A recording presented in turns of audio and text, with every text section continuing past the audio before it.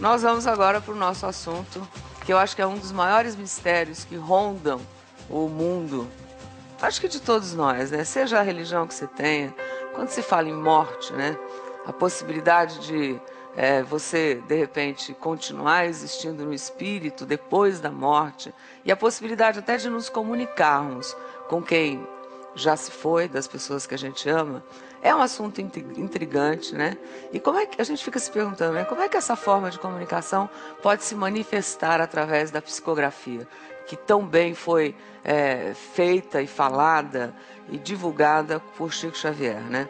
A comunicação dos espíritos através de cartas, através de ideias, né? E livros, então. Milhares de livros hoje no mundo são... Você já leu algum? Né? Que a gente vê e lê histórias, né, do outro lado, né? Como é que será que funciona? Então vamos primeiro conhecer um pouco esse mundo tão instigante, né? Vamos lá, Rodolfo?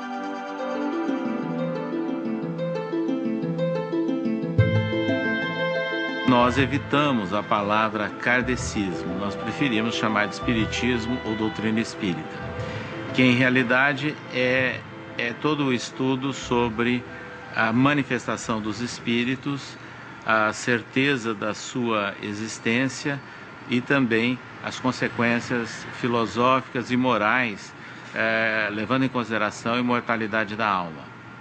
Então, o espiritismo, ele é chamado de kardecismo porque ele tem como base as obras de Allan Kardec, que foi o francês especialista em educação e que veio a estudar os fenômenos que aconteciam em Paris e passou a escrever, com base nas suas experiências, nas pesquisas que ele realizou na época, toda uma síntese, uma sistematização dos conhecimentos que ele obtinha dos espíritos e utilizando inclusive diversos médios. O espiritismo se fundamenta sim na Bíblia e principalmente no ensino moral de Jesus. A psicografia é a manifestação dos espíritos utilizando-se de um médium para escrever.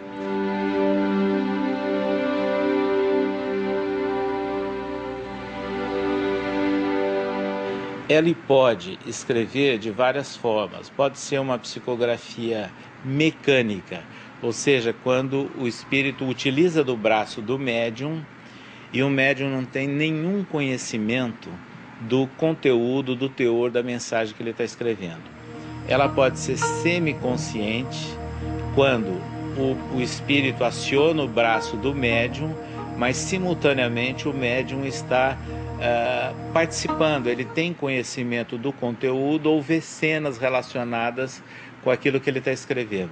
E pode ser consciente, ou seja, quando o espírito ele envolve o médium e o médium se concentra e passa a escrever, mas totalmente consciente daquilo que está escrevendo, mas ele sabe que ele está sendo orientado por uma entidade espiritual.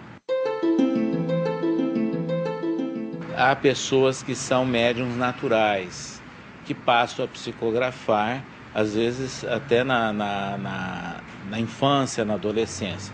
Chico Xavier é um exemplo disso.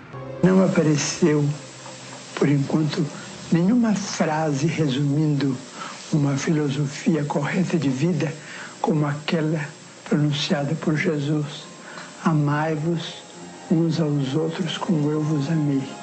Isto é, amar sem esperar ser amado. Ele fazia composições que provocavam choque não só dos professores como nos colegas. Por volta dos 17 anos de idade é que se manifestou efetivamente a sua mediunidade de psicografia, tanto em prosa como em verso. O seu primeiro livro psicográfico só foi publicado 5 anos depois. Ou seja, ele passou por um período, vamos assim dizer, de amadurecimento, entre aspas, de treinamento, de fortalecimento antes de se publicizar, né, todo aquele conteúdo e toda aquela manifestação.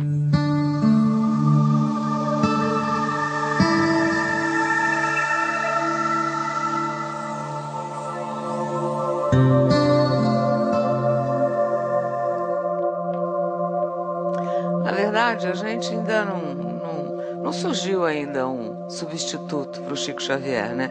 Eu acho que nem nunca terá um substituto, mas tem um nome que se destaca e ele é Divaldo Pereira Franco. Ele é médium e hoje o médium mais respeitado no Brasil e maior divulgador da doutrina espírita pelo mundo afora, né? Ele tem números impressionantes, né? Nessa carreira dele. Ele já fez mais de 11 mil conferências em 2.000 cidades em todo o Brasil, né? E mais em 62 países. Não deve ser à toa, né? Já participou de mais de 1.100 entrevistas com cerca de 450 veículos de comunicação.